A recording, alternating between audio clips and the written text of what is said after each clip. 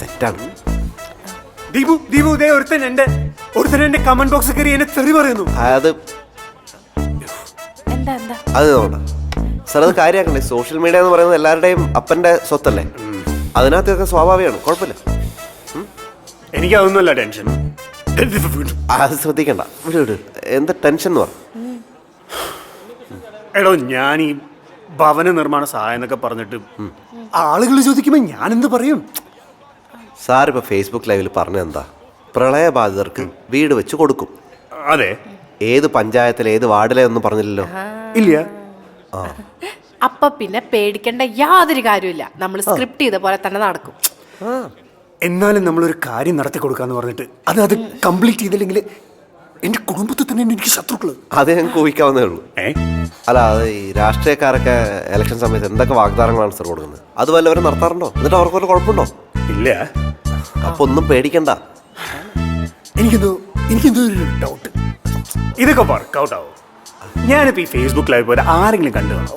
എന്റെ സാറേ, അതിപ്പോ വൈറലായിണ്ടാവും. ലക്ഷ്മി, എനിക്കെന്തോ ഒരു വിശ്വാസമല്ല. മാത്തൻ സാറല്ലേ? പ്രമിത അല്ലേ? ഞാനിവിടെ വരാറുണ്ട്.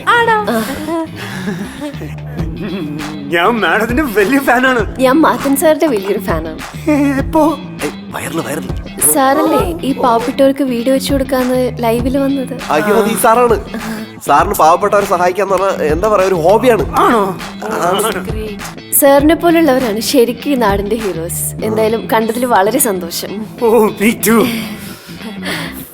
ഞാൻ ചെല്ലട്ടെ? ശരി, ഓക്കേ, ബൈ ബൈ പ്രമിത. അയ്യോ ദീപു, താൻ പറഞ്ഞപ്പോ ഞാൻ ഇത്രയും പ്രതീക്ഷിച്ചില്ല. അപ്പൊ ഞാനങ്ങ് വൈറലായില്ലേ? പിന്നല്ല, കൊടുക്കാന്ന് പറഞ്ഞപ്പോ ഇത്രയും റെസ്പോൺസ് ആയിരുന്നെങ്കിൽ അപ്പൊ ശരിക്കും വീട് കൊടുത്ത് എന്തായിരിക്കും സ്ഥിതി? സാറിനെ പിന്നെ പിടിച്ചാ കിട്ടില്ല. എന്നാ പിന്നെ നമുക്ക് ആ വീട് വെച്ചേക്ക്. ഞാൻ ഒന്ന് പോയിട്ട് വരാം, ഒരു മിനിറ്റ്. സാറ് പിന്നെ വലിയ ആളായി കഴിഞ്ഞാൽ ഞങ്ങളെ മറക്കരുത് കേട്ടാ. സാറിന്റെ കൂടെ ഞങ്ങളാ ഉണ്ടായിരുന്നത്. എന്താ സാർ? Thank you. താങ്ക്സ് ഒക്കെ എന്തിനാ? ഇതിനൊക്കെ അല്ല ഫ്രണ്ട്സ്. പിന്നെ ഇതുപോലെ ഇങ്ങോട്ടും ഫ്രണ്ടിന്റെ ഹെൽപ്പ് എനിക്ക് വേണ്ടി വരും. ആ ഹെൽപ്പ് എന്താണെന്ന് എനിക്കറിയാം, ഹെൽപ്പ് ചെയ്തിരിക്കും. ഒന്ന് പോടാ, വെറുതെ ഓരോന്ന് പറഞ്ഞ് പറ്റിക്കാൻ വേണ്ടിയിട്ട്. ഇത് നീ അവനും കൂടെ ഉണ്ടാക്കിയ സംഭവമല്ലേ, അല്ലാണ്ട് ലോകത്ത് സൂപ്പർ നാച്ചുറൽ പവർ എന്ന് പറയാനൊന്നുമില്ല. എടി, ഞങ്ങൾ എന്തിനാ നിന്നെ പറ്റിക്കുന്നത്? അത് ഞാൻ എന്തായാലും ടിക്കറ്റ് ആ സിനിമ മൊത്തം കണ്ടില്ലേ, അപ്പോൾ നിനക്ക് ഞാനൊന്ന് പേടിപ്പിക്കണം. ഇടക്കണം, അപ്പം ഞാൻ കാര്യമായിട്ട് പറഞ്ഞാണ്. നീ വേണേ ബേബിച്ചിച്ചോട് ചോദിക്കും. പറഞ്ഞാലേ ബേബിച്ചിച്ചൂടെ? ബേബിച്ചിക്ക് പനിയാന്ന് പറഞ്ഞിട്ട് നേരത്തെ പോയി വീട്ടിൽ. ഓ, പക്ഷേ എനിക്കിപ്പോഴത്ര വിശ്വാസമൊന്നും വന്നിട്ടില്ല. എൻ്റെ അമ്മയാണ് സത്യം. എന്തിനാ സൂയിസൈഡ് ചെയ്ത്? ആർക്കറിയാം? ഈ ലെറ്ററൊക്കെ വായിച്ചിട്ട് ലവ് ഫെയിലിയർ ആണെന്ന് തോന്നുന്നു. ഇതിന്റെ ഡീറ്റെയിൽസ് അറിയാൻ വേണ്ടി പ്രീ ചേച്ചി വിളിച്ച് ചോദിച്ചപ്പോഴാണ് സംഭവമൊക്കെ അറിയുന്നത്. പിന്നെ പെണ്ണിന്റെ ആത്മാവ് അടുക്കളയിലുണ്ടെന്നാണ് പറയുന്നത്.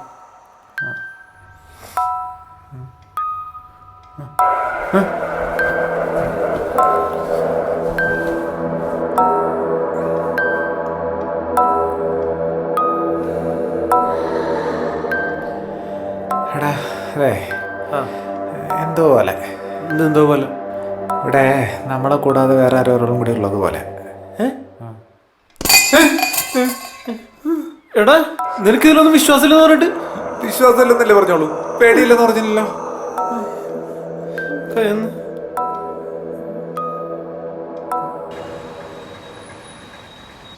നിനക്കിപ്പോ എന്താ പ്രശ്നം? നമ്മൾ ഈ ചെയ്യുന്നൊക്കെ ശരിയായിട്ടുള്ളൊരു കാര്യമാണ്. നമ്മൾ എന്ത് ചെയ്തു പറയണ്? എന്ത് ചെയ്തു? പച്ച മലയാളത്തിൽ പറഞ്ഞ പോക്കൃത്തരം. നമ്മൾ നമ്മളുടെയും അയാൾ അയാളുടെയും ലാഭത്തിന് വേണ്ടി നാട്ടുകാരെ മുഴുവൻ പറ്റിക്കല്ലേ. എടാ ലക്കി, ഈ പ്രളയത്തിൽ വീട് നഷ്ടപ്പെട്ടവരെന്നൊക്കെ പറഞ്ഞാലേ ഒരുപാട് പേരുണ്ട്. അവരുടെയൊക്കെ സെന്റിമെന്റ്സ് എടുത്തിട്ടാണ് നമ്മൾ കളിക്കുന്നത്. എടാ, അതിന് അയാൾക്ക് നമ്മളിപ്പോ അയാളുടെ കാര്യം തന്നെയാണ് ഞാൻ പറയുന്നത്. ഇയാളെ പോലെ അല്ല, കയ്യിൽ കാശുള്ള എത്രയോ പേര് ഈ നാട്ടില് പുറത്ത് ആരെ അറിയിക്കാതെ എത്ര നല്ല കാര്യങ്ങൾ ചെയ്യുന്നറിയോ? ആയിരിക്കാം. പക്ഷെ നീ ഒന്ന് ആലോചിച്ച് നോക്കിയേ, ഇയാൾക്ക് റോഡിലൊരാൾ മരിച്ചു കിടന്നാൽ പോലും തിരിഞ്ഞു നോക്കാത്ത ടൈപ്പ് മനുഷ്യനാ. അങ്ങനെയുള്ള ആളെ കൊണ്ട് നമ്മൾ 2 കുടുംബങ്ങൾക്ക് വീട് വെപ്പിച്ചു കൊടുക്കണില്ലേ? മനസ്സറിഞ്ഞ് ചെയ്യണ കാര്യമില്ലെങ്കിലും അതിലൊരു നന്മയില്ലേ? നീ പറയുന്നൊക്കെ ശരിയാണ്, പക്ഷെ എന്താണെന്നറിയോ, നീ ഈ ജോലി എൻജോയ് ചെയ്യുന്നുണ്ട്. എന്റെ കാര്യം അങ്ങനെയല്ല. നിനക്കിപ്പോ എന്താ പ്രശ്നം? ഈ ജോലി വേണ്ടേ? ഈ ജോലി ശമ്പളം എന്നൊക്കെ പറഞ്ഞ് ഞാൻ ഈ ഒരു കംഫർട്ട് സോണിലായി കഴിഞ്ഞാൽ എൻ്റെ എഴുത്തും പരിപാടിയൊക്കെ വെള്ളത്തിലാവും. ഞാൻ നാട്ടിൽ നിന്ന് എന്ത് കാര്യത്തിന് വേണ്ടിയിട്ടാണ് ഇതൊക്കെ ഉപേക്ഷിച്ച് വന്നത്, അതിനൊന്നും ഒരു അർത്ഥമില്ലാണ്ടാവും. ഡിഐജി നീ ഇപ്പൊ എന്താ പറഞ്ഞു വരുന്നത്? എന്തെങ്കിലും ഒരു കടുത്ത തീരുമാനം എടുത്തേ പറ്റൂ.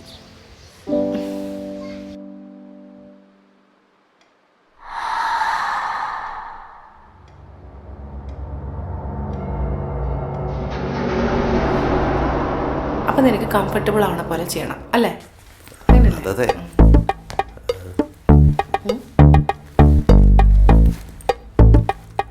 ഇതെന്താണ്? എന്താ വല്ല പനി പിടിച്ച തണുപ്പാണോ? സാമ എന്താ പറ്റിയെന്ന്? എടാ നിന്നോടാ ചോദിക്കുന്നത്.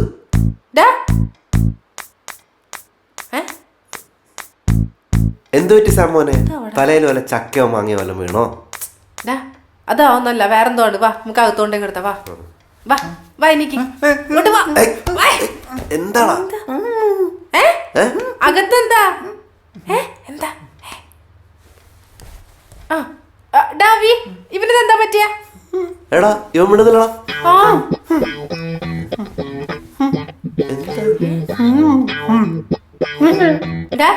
ഇവന് മിണ്ടണില്ലടാ. നീ എന്താടി കാണിക്കുന്നത്?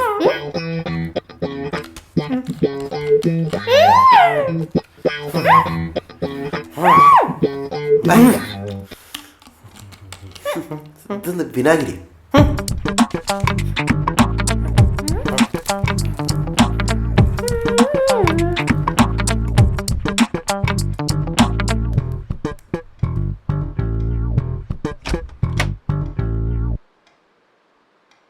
പൂജിച്ച ചരട് വീടിൻ്റെ വടക്ക് ഭാഗം നോക്കി കെട്ടണം. പിന്നെ ഈ വെള്ളം വീടിൻ്റെ അകം മുഴുവൻ തളിക്കണം. പ്രത്യേകം ശ്രദ്ധിക്കേണ്ട ഒരു കാര്യം എന്താണെന്ന് വെച്ചാൽ, ഈ ക്രിയ ചെയ്ത് തീരുന്നത് വരെ ഒരാളും ഒരക്ഷരം മിണ്ടരുത്.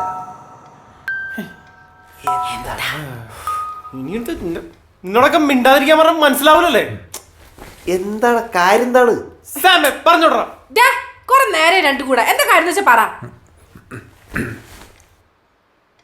ഇത് മണിച്ചിത്ര താഴേണ്ട കഥയല്ലേ ഇത്? തേങ്ങ അതിലെവിടെയാടാ ഫോട്ടോയും കത്തൊക്കെ?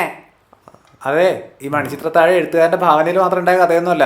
അതിന്റെ സ്ക്രിപ്റ്റ് റൈറ്റർ മധുമുട്ടത്തിന്റെ വീടിനടുത്തുള്ള ഒരു പഴയ വീട്ടിൽ ശരിക്കും സംഭവിച്ച കഥയാണ്. പല ഇന്റർവ്യൂലും അത് പറഞ്ഞിട്ടുണ്ട്. അതെ അതെ. പിന്നെ തൽക്കാലത്തേക്ക് കുഴപ്പമൊന്നുമില്ലെന്നാണ് കണിയാൻ പറഞ്ഞത്. ഓ, എനിക്ക് പേടിയൊന്നുമില്ല. അത് ഇവിടെ ആരും ചോദിച്ചില്ലല്ലോ. Vacílalo.